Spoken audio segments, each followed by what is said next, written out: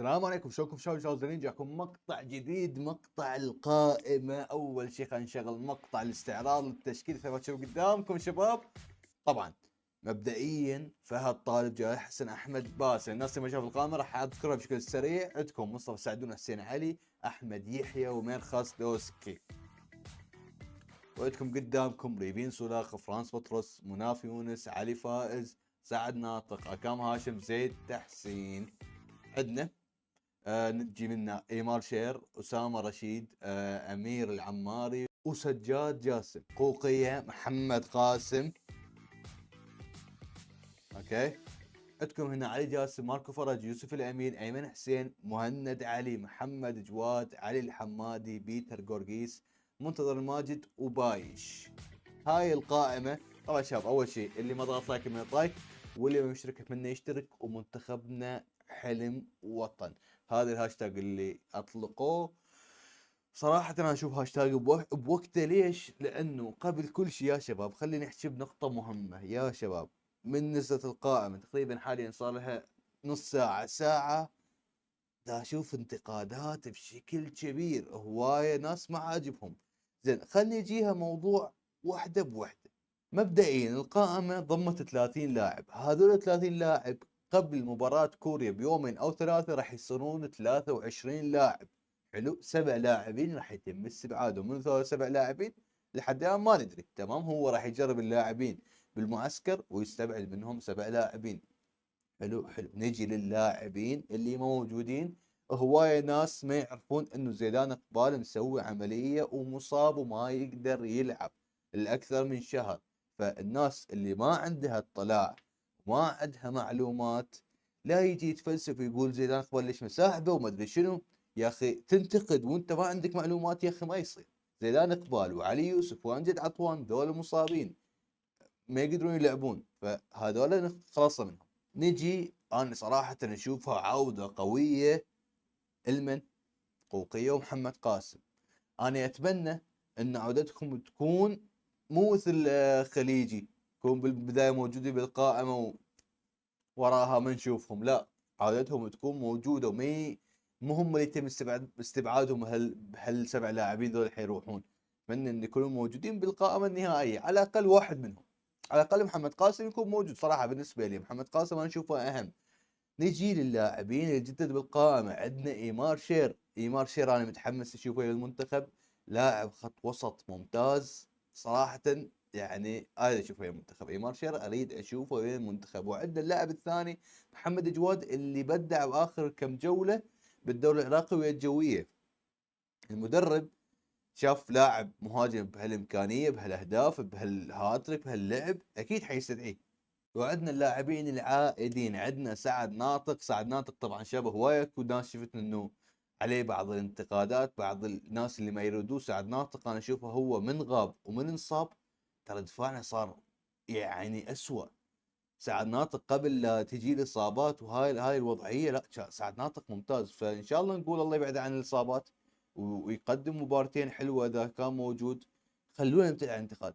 لا ننسى اللاعب سعد ناطق. يعني انا اقول لكم كان يقدم مستوى حلو. هو انا اشوفه من احد اسباب تراجع مستوى دفاع عنده بالمنتخب. فان شاء الله اذا هو يعني ما تجي اصابات ويلعب فوضعه طبيعي. وعندنا اللاعب الثاني عودته اللي هو طبعا قوقية احنا مثل ما قلنا، ومحمد قاسم مثل ما قلنا. عندنا سجاد جاسم. عودة سجاد جاسم. انا صراحة هذا اللاعب اللي يلعب بالشرطة انا اشوف انه يعني تواجده حاليا بالمنتخب يخوف شوية. ليش؟ لانه يا اخي لاعب نص وجديد. يعني هو حتى ايمار انا يعني هم اثنيناتهم مستواهم زين، بس انا شويه مخوفني. يا اخي خط النص شويه يكون مقلق انك تجيب لاعب جديد ويمكن حتلعبه بنسبه كبيره. شويه يخوف خاصه خط النص. يعني خط النص هو الاساس انا اشوفه صراحه للمنتخب لاي فريق بشكل عام. فعندكم لاعبين جدد اللي هو ايمار وعوده سجاد جاسم. فان شاء الله خير ان شاء الله يا رب. اذا لعبوا وكانوا موجودين بالقائمه النهائيه الله يوفقهم. ان شاء الله يقدمون مستوى. الاثنيناتهم يقدمون مستوى رهيب. واثنيناتهم يعني كمستوى كامكانيه ما حد يختلف عليهم هذول الاثنين. وعندنا عودة أسامة رشيد. أسامة رشيد اللاعب أنا أتوقع أكثر لاعب كان يعتمد عليه كأساس بالمنتخب تقريبا، يعني كخط النص، وانصاب فترة ورجع ووضعه يعني إن شاء الله خير. إن شاء الله أسامة رشيد إذا كان بمستواه راح يقدم لنا فايدة بالنص رهيبة، مثل ما قلت لكم أهم شيء النص، خاصة بغياب زيدان. حاليا غالبا أمير حيكون هو الموجود بالنص، يمكن يعني نص النص شوي وضعه يوتر.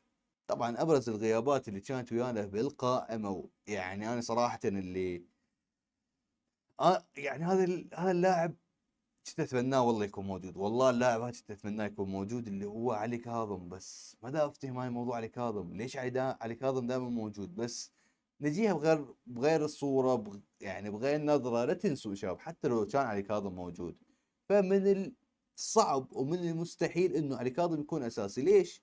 لانه انت حارس ملاعب عندك بالمنتخب. المباريات الدوليه، مباريات المنتخب تختلف شوي عن مباريات الدوري. ف حتى لو كان موجود اتوقع راح يكون احتياط الجلال، وخاصه انه انت تجي تجرب وتلعب حارس باهم مباراتين. لا، اتوقع ان جلال حيكون هو الاساس. وجلال اخر فتره ونادي الزراد يقدم مستوى رهيب، انا صراحه اشوفه. يعني كنت اتمنى يكون موجود، بس هذا الموجود. ارجع واقول لكم انا اريد لاعب، انت تريد لاعب، فلان هذا يريده هذا ما يريده. لا تنسون المدرب اجى بفتره قليله وطلع لنا بهيج قائمه، شكرا. طلع لنا قائمه حلوه، قائمه تعتبر ممتازه. يعني فترته اللي اجى بيها ايش قد اسبوعين، ترى ما تكفي. فتره ما تكفي انك تشوف كل اللاعبين. وعندنا ما شاء الله احنا لاعبين هواي بالدوري، هواي عندنا لاعبين عراقيين برا الدوري، فصعب تتابعهم. فما طول طلع لنا بهيج قائمه حلوه. يمكن انا ما اختلف وياكم، اكو لاعبين يمكن لاعبين ما نريدهم، ما اختلف وياكم. اكو لاعبين نريدهم المفروض كانوا موجودين، ما اختلف وياكم. بس فترة الدعم، هاي فترة الدعم اهم فترة، هي هاي المباراتين.